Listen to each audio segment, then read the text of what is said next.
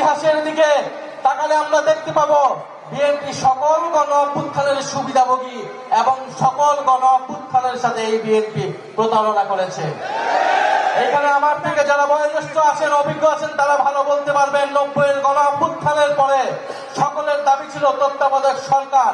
সেই তত্ত্বাবধায়ক সরকারের মাধ্যমে বিএনপি ক্ষমতা এসেছিল এবং এসেই তত্ত্বাবধায়ক সরকারকে অস্বীকার করেছিল। তার ফলাফল কি হয়েছিল? বিগত 16 বছর বিএনপিকে এই তত্ত্বাবধায়ক সরকারের দাবিতে রাজপথে ঢুকে ঢুকে নির্যাতিত হতে হয়েছিল। আজকে বিএনপি যেই গণভোটের কারণে, যেই সংস্কারের কারণে, যেই জুলাই সনদের কারণে বিএনপি ক্ষমতায় আসতে পেরেছে, তার সাথে বিএনপি প্রতারণা করছে। গণভোটের সাথে প্রতারণা করেছে, বিএনপি 31 দফার সাথে প্রতারণা করেছে, বিএনপি জুলাই সনদের সাথে প্রতারণা করেছে, বিএনপি গণতন্ত্রের সাথে প্রতারণা করেছে। প্রিয় রংপুরবাসী, আমরা দেখছি সারা বাংলাদেশে বিদ্যুৎ নাই। বাংলাদেশে গ্রামে গঞ্জে আবার মানুষকে বাধ্য হয়েছে মানুষ হারিকেন জ্বালাতে। এই সরকার আগেও হারিকেন দিয়েছে, এই বিগত সময়ে এই বিএনপি সরকার এবারও বাংলাদেশের মানুষের কাছে হাতে হারিকেন ধরিয়ে দিয়েছে। বিদ্যুৎ দিতে পারছে না, কর্মসংস্থান দিতে পারছে না। এই বাজেটে কোনো ধরনের অর্থনৈতিক সংস্কার রূপরেখা রাখা হয় নাই। ব্যাংকগুলো কিভাবে ঠিক হবে, দেশের টাকা কিভাবে ফেরত আসবে, কোন ধরনের সুপরিকল্পনা এই সরকারের নাই।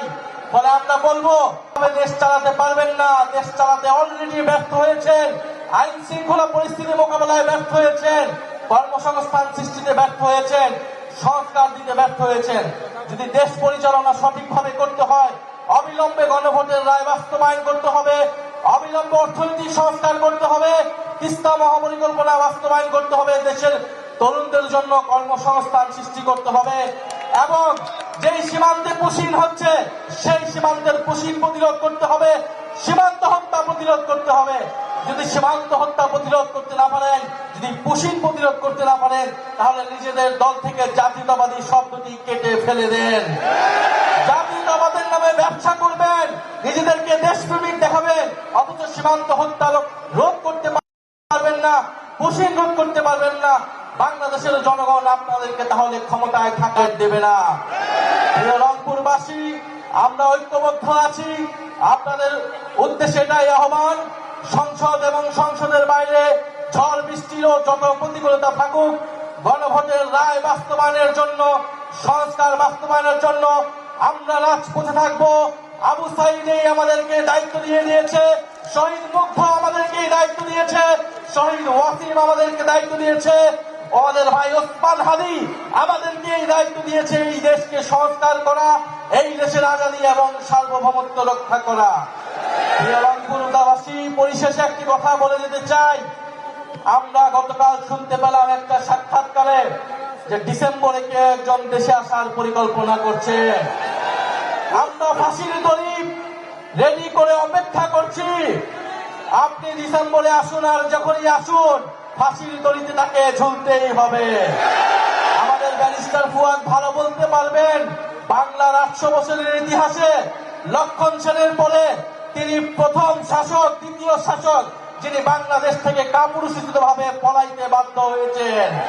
বাংলাদেশ থেকে যে পালিয়ে যায় সে আর বাংলাদেশে কখনো ফেরত আসে না। পাকিস্তানিরাও এর থেকে সম্মানজনক ভাবে বিদায় নিয়েছিল, ইংরেজরাও এর থেকে সম্মানজনক ভাবে বিদায় নিয়েছিল এই দেশের মাটি থেকে। কিন্তু শেখ হাসিনা এবং আওয়ামী লীগ সরকার যত অসম্মানজনক ভাবে, কাপুরুষিত ভাবে এই দেশ থেকে, এই দেশের জনগণ ছেড়ে, তাদের নিজের নেতা কর্মীকে ছেড়ে দেশ থেকে পালিয়ে গিয়েছে, ভারতের কোলে আশ্রয় দিয়েছে, তিনি আর এই দেশে আসার সব সাহস কখনোই রাখবে না। ফলে শেখ হাসিনা আসবে কি আসবে না, এটা দিল্লির সাথে ঢাকাকে নির্ধারণ করতে হবে সরকারের। শেখ হাসিনা সেখানে বসে দেশকে অস্থিতিশীলতা করছে। এই দেশের ফ্যাসিস্ট মিডিয়ার দোসরেরা সেই সকল তথ্য প্রচার করছে। বাংলাদেশের জনগণ